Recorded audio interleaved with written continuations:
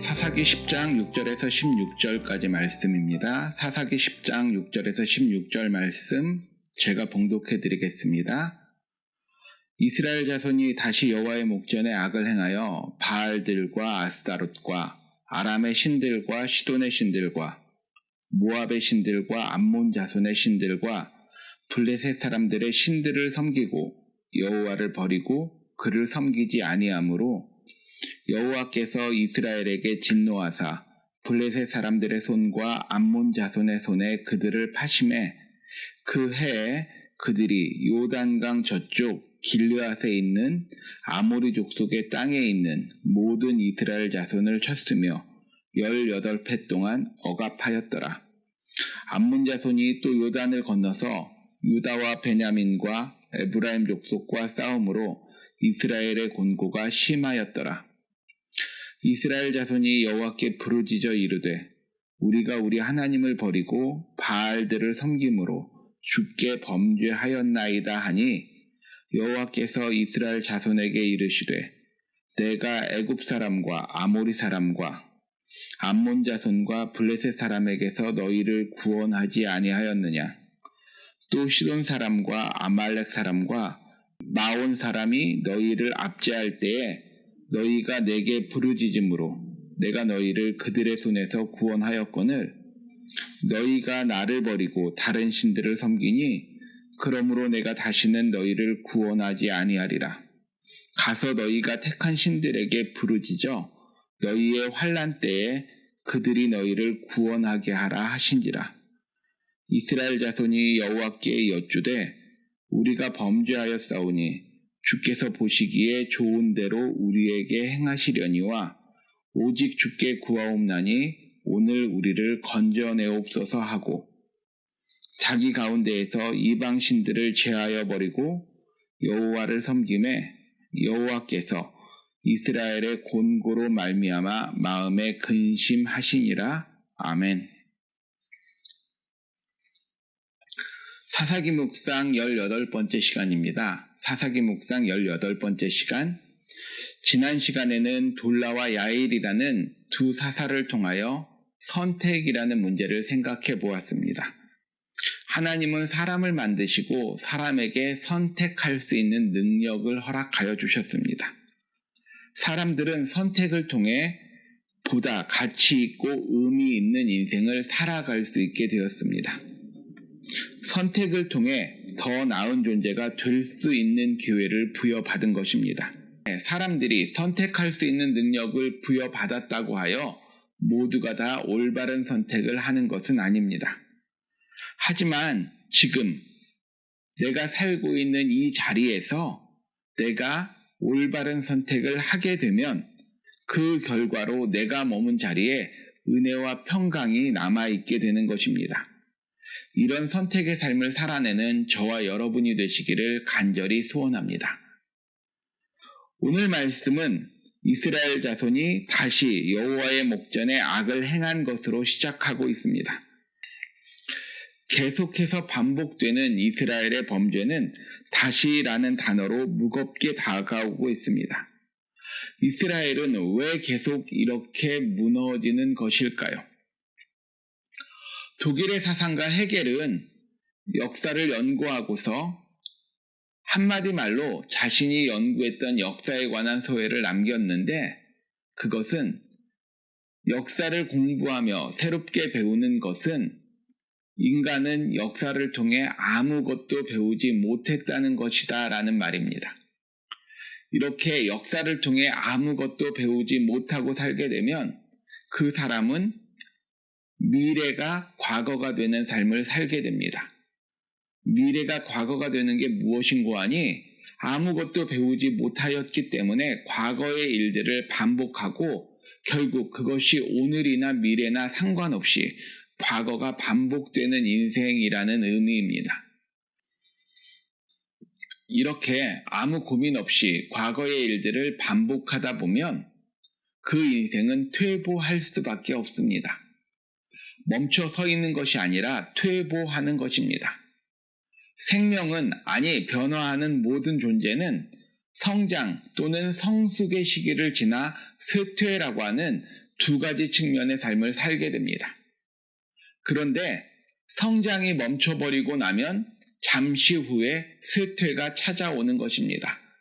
마치 우리의 육체가 어린 시절에 성장기를 맞이하여 쭉 자라다가 젊은 시절이 되면 성장이 멈추고 얼마 되지 않아 이제 육체의 노화가 시작되는 것처럼 우리의 삶도, 아니 어떠한 조직들마저도 그렇게 성장이 멈추어 버리면, 정체된 채로 오래 머물면 이제는 쇠퇴하고 퇴보할 수밖에 없다는 것입니다.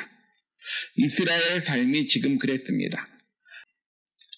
이스라엘이 가나안 정복 전쟁 이후로 믿음의 성장이 멈추어 버리자 이스라엘의 믿음의 퇴보가 시작되었습니다. 이스라엘의 믿음이 쇠퇴하고 영적인 어두움이 찾아오기 시작했습니다. 이스라엘이 죄의 순환을 반복하며 그 순환을 떨쳐내지 못하게 되자 이제는 오히려 더 나빠져 가고 있습니다.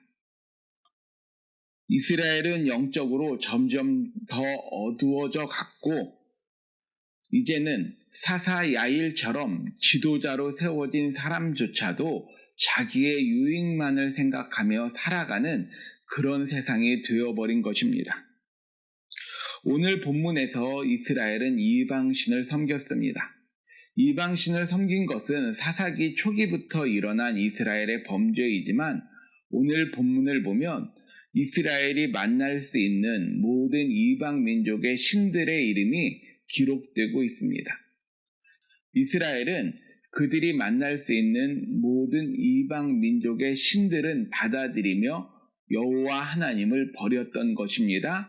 그들의 이방신을 섬기는 우상 숭배는 이제 극에 달했다라는 표현을 써도 될 만큼 지나치게 진행되고 있는 상황이었습니다.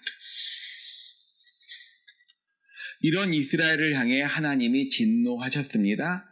하나님은 이방 민족인 블레셋과 암몬을 이스라엘에게 붙이셨습니다. 이스라엘을 그들의 손에 파셔서 블레셋과 암몬에게 이스라엘은 억압당하게 되었습니다. 블레셋과 암몬은 이스라엘의 요단강 동쪽 지역, 길르앗 지역을 핍박하며 그들을 억압하였습니다. 그렇게 18해 동안 그곳이 핍박받은 후에 암몬은 이제 요단강 너머 요단 서편 이스라엘의 대부분이 모여 사는 그곳까지도 침략하기 시작하였습니다. 말씀은 그로 인하여 이스라엘이 곤고함이 심하였다라고 기록하고 있습니다. 이에 이스라엘은 하나님께 부르짖기 시작했습니다. 우리가 우리 하나님을 버리고 바알들을 섬김으로 주께 범죄하였나이다. 이스라엘은 자신들이 하나님을 버리고 어려움을 겪게 되자 하나님 앞에 엎드려 부르짖기 시작하는 것입니다. 이것이 고통이 주는 유익입니다. 고통이 우리에게 줄 수 있는 유익은 무엇인가가 잘못되었다는 것을 깨닫게 해주는 역할을 합니다. 이건 단지 신앙적인 문제만이 아닙니다. 우리 몸의 어느 부위가 고통을 느낀다라면 우리는 나의 건강에 문제가 있다라는 것을 깨닫고 그 부분에 대하여 진단을 받아 몸을 고쳐낼 수 있습니다. 고통은 우리들에게 무엇인가 잘못되었다는 것을 알려주는 기능을 합니다. 하지만 고통이 우리의 몸을 건강하게 만들 수 없듯이 신앙생활에 있어서도 고통이 우리를 거룩하게 만들지는 못합니다. 고통을 느끼고 무엇인가 잘못되었다는 것을 깨닫고 돌이키는 것은 각 사람의 선택에 달려있는 것입니다. 이스라엘의 반응은 이전처럼이었습니다. 이스라엘은 이전처럼 하나님께 부르짖었습니다.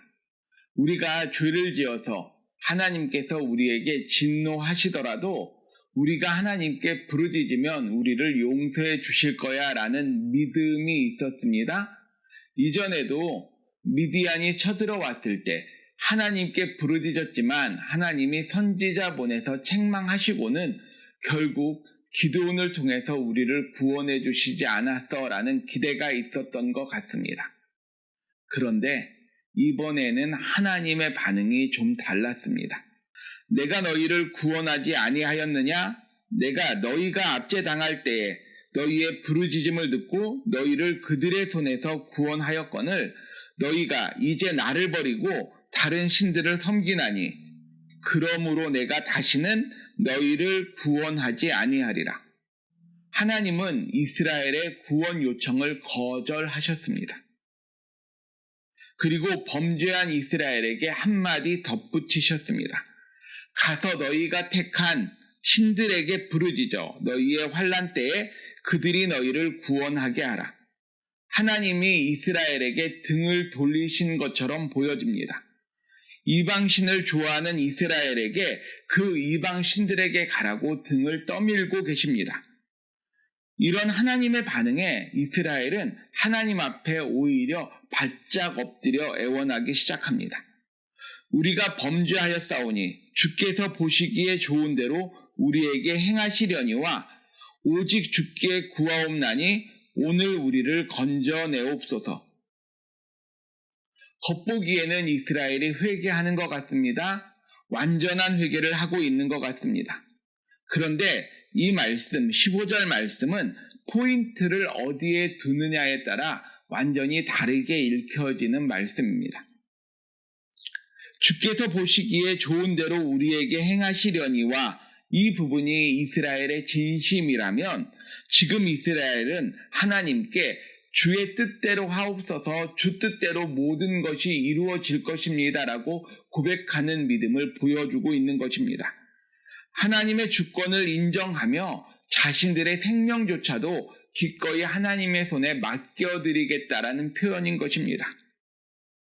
하지만 15절의 포인트가 오늘 우리를 건져내옵소서에 있다라고 보면 또 이것은 전혀 다른 내용입니다.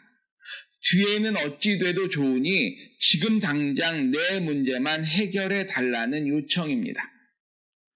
우리가 잘 알고 있듯 하나님은 사람의 마음 중심을 보십니다. 사람의 행위가 자기 보기에는 깨끗하여도 여호와는 심령을 감찰하시느니라 라는 말씀처럼 하나님은 우리의 겉모습이 아니라 내 마음 깊숙한 곳, 내 마음 중심에 숨겨져 있는 그 생각까지도 읽으시는 분이십니다. 그리고 하나님께서는 지금 이렇게 간구하는 이스라엘의 진심을 꿰뚫어 보셨습니다. 그래서 이 말씀의 포인트가 어디에 있는지를 확인하기 쉽게 오늘 우리를 건져내옵소서라는 말씀 앞에 오직 주께 구하옵나니 라는 구절을 덧붙여 놓았습니다. 이것으로 우리도 이스라엘이 지금 중요하게 구하는 내용이 무엇인지를 분명하게 알 수 있습니다. 물론 이어지는 말씀에서 이스라엘이 자기 가운데 이방신들을 제하여 버리고 여호와를 섬기매라고 되어 있습니다. 앞에서 바알을 섬긴 죄에 대하여 이스라엘은 고백하며 회개한 것처럼 보였지만 이스라엘에게는 아직 바알 신상이 남아 있었던 것입니다. 아직도 그들 마음 깊은 곳에 이방신을 섬기려는 마음이 남아 있었던 것입니다. 그런데 하나님께 그들이 그렇게 건성으로 구했을 때, 아니 겉으로는 열심을 다해 구했을 때 하나님께서 반응하시지 않자 그들이 자기들에게 있는 이방 신상마저 버리며 하나님께 나아오고 있는 것입니다. 그리고 나서 이어지는 말씀에 여호와께서 이스라엘의 곤고로 말미암아 마음에 근심하시니라 라고 기록되어 있습니다. 그런데 이 말씀은 좀 어울리지 않는 말씀입니다. 왜냐하면 하나님께서는 우리들에게도 너희는 마음에 근심하지 말라라고 일러주셨던 왜냐하면 하나님께서는 우리들에게 너희는 마음에 근심하지 말라라고 말씀하셨던 분이십니다. 하나님께서는 우리들의 근심조차 변하여 기쁨이 되게 만들어주시는 분이십니다. 그런데 하나님께서 근심하신다라는 표현을 쓰고 있는 것입니다. 성경에 근심이라는 단어가 140여 차례 나오는데 단 한 번도 근심을 권하는 내용은 담겨 있지 않습니다. 그런데 본문에서는 그 하나님이 근심하신다라고 표현하고 있는 것입니다. 하나님은 근심이 없으신 분이십니다. 하지만 성경은 우리가 하나님의 마음을 쉽게 깨닫도록 이렇게 우리들의 감정인 양 하나님의 마음을 표현해주고 있는 것입니다.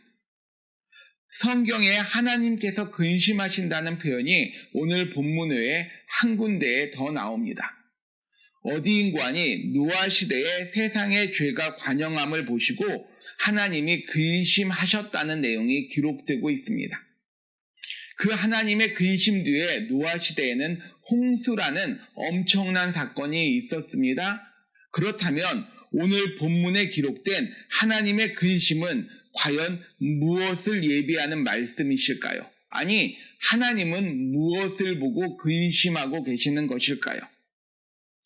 말씀은 하나님이 이스라엘의 곤고로 말미암아 근심하셨다라고 기록하고 있습니다. 하나님은 지금 이스라엘이 당하는 고통, 어려움, 괴로움 때문에 그 마음에 근심하고 계시다는 것입니다. 지금 이스라엘이 당하는 고통과 괴로움은 하나님의 진노의 결과가 아닙니까? 네, 맞습니다. 하나님의 진노의 결과로 이스라엘은 괴로움을 당하고 있습니다. 그런데 그 괴로움 당하는 이스라엘을 보시는 하나님이 마음에 근심하시기 시작하신 것입니다. 하나님은 이렇게 누군가의 고난을, 아니 하나님 백성의 고난을 보시면 마음 아파하시며 근심하시는 분이십니다. 마치 부모님들이 자녀의 잘못 때문에 매를 들긴 하지만 막상 매를 때리고서 맞고 아파하는 자녀를 보면 그 상처에 약을 발라주며 안쓰러워하는 것과 똑같은 마음일 것입니다. 그런 부모님의 마음을 이해하지 못하는 자녀는 매를 때리는 부모님에 대하여 두려움을 느끼게 되지만 그 자녀가 자라나서 훗날 부모님의 마음을 이해하게 되면 그 안에 담겨져 있던 사랑마저도 깨달을 수 있게 됩니다. 하나님의 근심 또한 마찬가지입니다. 이스라엘의 잘못에 하나님은 매를 드셨지만 그 매를 맞고 힘들어하는 이스라엘을 보며 하나님의 마음에는 근심이 쌓일 만큼 하나님은 하나님의 백성을 염려하며 사랑하고 계시는 것입니다. 이런 하나님을 온전히 알 때에 우리는 바른 믿음 생활을 할 수 있습니다. 그래서 성경은 우리들에게 거듭해서 우리가 여호와를 알자, 힘써 여호와를 알자라고 권면하고 있습니다. 하나님에 대하여, 하나님의 마음에 대하여 온전히 깨닫게 된다라면 그 하나님의 사랑 때문에 삶이 달라질 수 있기 때문에 그렇습니다. 부모님의 사랑을 온전히 이해하면 우리들은 그 자녀를 보고 철들었다라는 표현을 씁니다. 그런데 안타깝게도 부모님의 마음을 온전히 이해하는 데는 많은 시간이 필요하고 정작 그 자녀가 부모의 자리에 서게 되었을 때에야 그 마음을 이해할 때가 참 많습니다. 이것처럼 하나님의 마음에 대해서도 하나님의 그 크신 사랑을 정말 몸으로 직접 체험해보고 삶 속에서 누려보기 전에는 그 사랑을 깨닫지 못하는 경우가 허다합니다. 지금 이스라엘이 그렇습니다. 이스라엘은 사사시대를 영적인 어두움의 시대로 생각하며 지나고 있지만, 아니 사사시대를 그들의 삶 가운데 고통과 고난이 정말 많은 시대라고 생각하며 지나고 있었겠지만 정작 사사시대는 하나님의 긍휼이, 하나님의 인자하심이 이스라엘을 붙들어주던 시대였습니다. 그런데 그것을 깨닫지 못하는 이스라엘은 계속해서 겉으로 돌며 하나님의 마음을 아프게 하고 결국 하나님을 근심하게 만드는 지경에까지 다 도달하게 된 것입니다. 하지만 하나님은 그런 이스라엘의 행위 때문에 이스라엘을 미워하시지 않으십니다. 하나님은 신실하십니다. 하나님은 이스라엘의 행위에 잘못이 있었더라도 하나님의 언약 때문에 그 이스라엘을 끝까지 붙들어 주셨던 분이십니다. 마찬가지로 오늘을 살아가는 우리들의 삶에도 하나님의 신실하심은, 하나님의 원칙은 동일하게 적용됩니다. 비록 나의 삶의 모습이 내 생각에는 하나님 보시기에 부끄럽게 여겨질 것 같지만, 그럼에도 불구하고 하나님이 나를 사랑하시고 나를 붙들어 주시는 그 사랑의 근거는 내 행위나 내 입술의 말이 아니라 하나님께서 약속하신 약속의 말씀입니다. 주 예수를 믿는 자를 하나님의 자녀 삼아 주시고 하나님의 자녀 되는 권세를 주시겠다는 그 말씀대로 하나님은 나의 행위가 아니라 바로 그 약속의 말씀을 따라 오늘도 사랑으로 나를 붙들어 주시고 계십니다.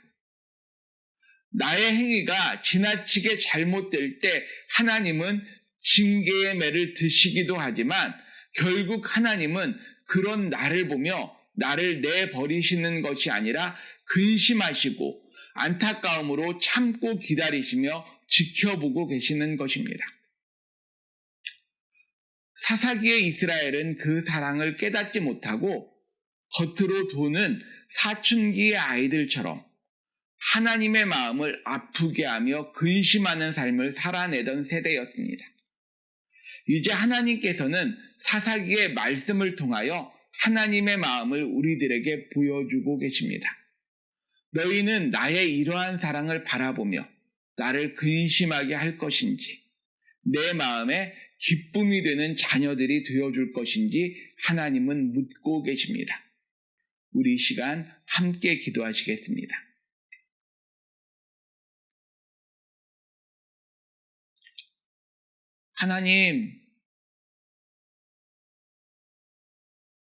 하나님의 마음을